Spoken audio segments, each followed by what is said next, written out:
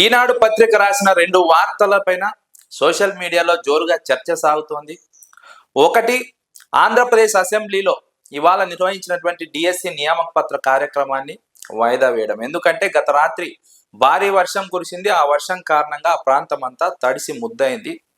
కార్యక్రమం నిర్వహించే పరిస్థితి ఆ ప్రాంతంలో లేదు కాబట్టి ఆ కార్యక్రమాన్ని రద్దు చేశారు.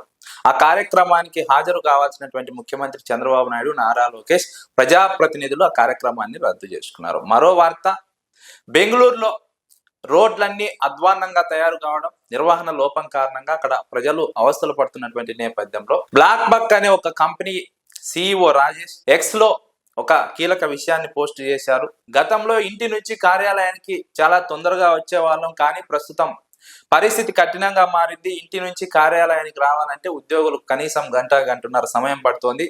ఫలితంగా చాలా ఇబ్బందులు పడుతున్నాము. ఇక్కడ నుంచి ఇంకో ప్రాంతానికి తరలి వెళ్లాలని నిర్ణయించుకున్నామని బ్లాక్ బక్ సిఇఓ రాజేష్ ఎక్స్ లో పోస్ట్ చేశారు. ఆ పోస్ట్ పైన నారా లోకేష్ స్పందించారు. బ్లాక్ బక్ సంస్థను విశాఖకు రావాలని ఆహ్వానించారు. అదే సమయంలో దేశంలోని పరిశుభ్రమైన నగరాల్లో విశాఖ ఒకటిగా గుర్తింపు ఉంది.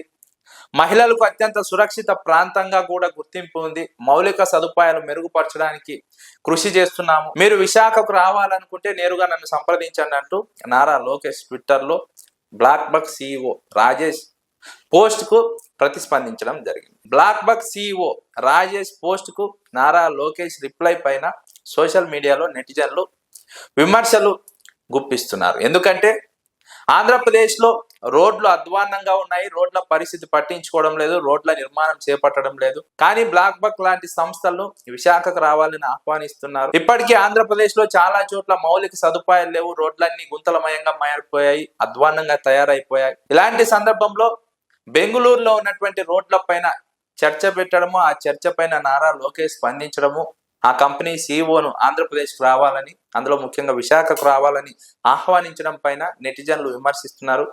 ఎందుకంటే సొంత రాష్ట్రంలో రహదారులు అధ్వాన్నంగా ఉన్నాయి, వాటిని పట్టించుకునే పరిస్థితి లేదు. మరోవైపు ఇటీవల కట్టినటువంటి అసెంబ్లీలో ఒక వర్షానికే కార్యక్రమం వాయిదా వేయాల్సి వచ్చింది. అంటే అసెంబ్లీ ప్రాంగణం వెనుక పరిస్థితి ఎంత అధ్వానంగా ఉందో అర్థం చేసుకోవచ్చు. ఇటీవల కట్టిన అసెంబ్లీలోనే ఆ పరిస్థితి ఉంటే, ఆంధ్రప్రదేశ్లోని రోడ్ల పరిస్థితి అధ్వానంగా ఉంటే నారా లోకేష్ ఎలా వేరే రాష్ట్రాల నుంచి కంపెనీలను ఆహ్వానిస్తారు, వేరే రాష్ట్రాల రోడ్ల గురించి మాట్లాడతారు, స్పందిస్తారు అని నెటిజన్లు విమర్శిస్తున్నారు. ఆంధ్రప్రదేశ్లో మౌలిక సదుపాయాలు మెరుగుపరిచి రోడ్ల నిర్మాణం పూర్తి చేసి గుంతలమయంగా మారినటువంటి రోడ్లకు ప్యాచ్లు వేసి కొత్త రహదారులు నిర్మించి పెండింగ్ లో ఉన్నటువంటి రహదారులని పూర్తి చేసి మౌలిక సదుపాయాలు కల్పించి అప్పుడు ఆహ్వానిస్తే ఎవరైనా వస్తారు. కానీ నారా లోకేష్ పిలిచిన వెంటనే ఇక్కడ పరిస్థితులు మెరుగుపడక ముందే ఎవరు రారని నెటిజన్లు విమర్శిస్తున్నారు.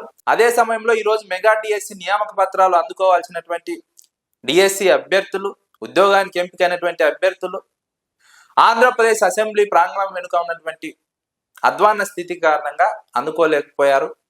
ఆ కార్యక్రమం రద్దయింది. దీన్ని బట్టి అర్థం చేసుకోవచ్చు ఇటీవల కట్టినటువంటి అసెంబ్లీ ప్రాంగణం వెనుక పరిస్థితి ఎలా ఉందో. ఇప్పుడు నారా లోకేష్ కంపెనీలను ఆహ్వానించడం పట్ల నెటిజన్లు విస్మయం వ్యక్తం చేస్తున్నారు. ఎందుకంటే ఇటీవల కట్టిన అసెంబ్లీలోని ఆ పరిస్థితి ఉంటే ఇక రహదారుల పరిస్థితి ఎలా ఉంటుంది? ఒకవేళ కంపెనీలు వచ్చినా ఇక్కడ రహదారులను చూసి, ఇక్కడ ఉన్నటువంటి నిర్వహణను చూసి, ఇక్కడ ప్రభుత్వ వ్యవహార శైలిని చూసి కొన్ని రోజుల పాటైనా ఇక్కడ నిలబడతాయా అని నెటిజన్లు ప్రశ్నిస్తున్నారు. నారా లోకేష్ ముందు ఆంధ్రప్రదేశ్ విషయం గురించి మాట్లాడి, ఇక్కడ ఉన్నటువంటి సమస్యల గురించి మాట్లాడి పట్టించుకొని పరిష్కరించి, పక్క రాష్ట్రంలో ఉన్నటువంటి రోడ్ల సమస్యల గురించి, అక్కడ కంపెనీల గురించి, ఇక్కడికి ఆహ్వానించడం గురించి మాట్లాడాలని నెటిజన్లు తీవ్రంగా విమర్శిస్తున్నారు.